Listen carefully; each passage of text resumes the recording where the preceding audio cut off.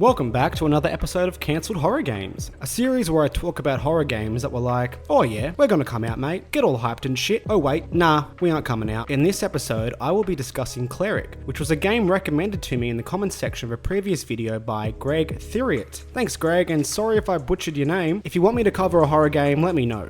Anyway, on with the show. Cleric was a first-person survival horror game in development in the early 2000s for PC by Texas-based studio Plutonium Games. It was built on the 3D engine used to develop Serious Sam, and would have featured a unique combat system, puzzle elements, action and role-play mechanics, alongside a myriad of other things. Cleric was set in 16th century Russia, which is like current day Russia except with a lot less Slavs and a lot more snow and zombies, which honestly sounds a lot like modern day Russia. To all my Russian fans, we are sorry. In the port town of Novo Kolmogorye, the residents have been having a little bit of a rough time because, like, dead bodies keep reanimating, and not only that, but also all the young girls of the town have gone and been taken into the wilderness. In comes Reverend Father Aronis Shul. He's been sent to investigate the mystery behind why the dead don't want to stay dead, and why these girls all thought hanging out in the woods was a fabulous idea. But unlike every other priest, Father Shul isn't fond of kids, and he's having an internal struggle stemming from his not too hot and heavy relationship with the old man upstairs. According to the developer, this lack of faith would have played a key part in the story and the development of Father Shul's character. He would have learned who he is throughout the game and who or what he believes in. This would have been done through conversations with other characters. Cleric would have featured a dialogue tree for conversations similar to other RPGs like Morrowind or Baldur's Gate. Choosing a specific option at a key moment would influence the character of Father Shul alongside the ending of the game. The developers also suggested how the player played the game would also influence the endings, but they didn't go into specifics. It is not like the game industry to be super vague at all. Its gameplay would have had some mechanics that would make Cleric interesting and set it apart from its horror counterparts. Well, mainly to do with the combat. I like how I set that sentence up to suggest Cleric would have been like the Half-Life 3 of horror games, but instead I'm actually going to talk about the pew pew and the bang bang.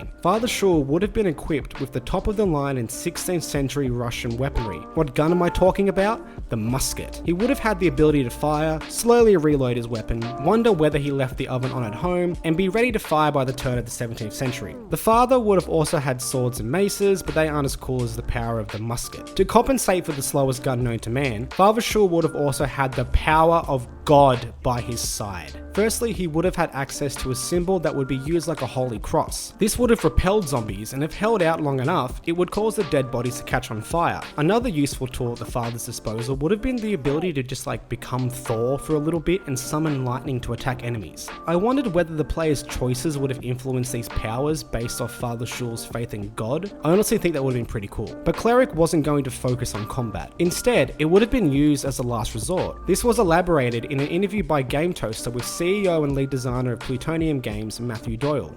Emphasis is not on killing everything you see. Sometimes, running will be your only option. There'll be a great deal of appropriate and innovative puzzles. We call them appropriate because all of our puzzles make sense in the game world.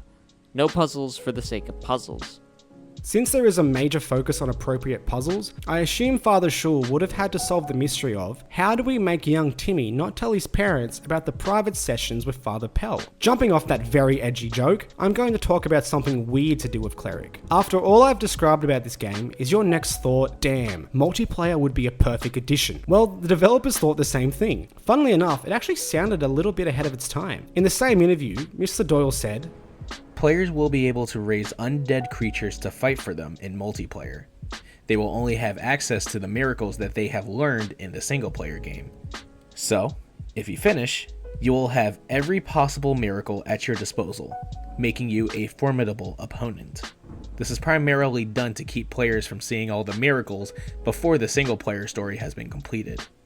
The idea of limiting a player's abilities in multiplayer because they haven't finished the campaign seems pretty silly though, but hey, this game never came out, so who's the silly one now? But the idea of having a multiplayer game where not only are you just fighting them, but having monsters that you could summon to fight against an enemy player does sound pretty cool. Cleric was planned for release in around December in 2003, but when Santa came and went, the game didn't come out. After a little bit of radio silence, it was announced on April 14th in 2004 that the game would be put on hold and possibly cancelled. The developer hinted at the reason for for this was because Cleric had trouble finding a publisher that was interested. Also, there was personal reasons behind why the developer couldn't continue. The post had hinted at the idea that the game may come out at some point, but since I am doing a video about it, well, that didn't happen. And that was the life and times of Cleric. It seemed to have a few cool ideas in a unique setting, but it failed to gather the attention of a publisher, which resulted in it being laid to rest. It is a shame that it couldn't have risen like the zombies in the game, but that is the way that life is, isn't it? And that joke was fucking terrible, but I'm keeping it in. Thank you for joining me, and if you want me to cover a game, reach out to me on Twitter or comment on any of my videos. And a big thanks to Creepy Elliot and Wild Potato Industries for lending their sweet and seductive voices for this video. They both make great content, and please show them some love by subscribing, but make sure you let them know that I fucking sent you. I will leave links to their channels in the description. I love you all, and goodbye.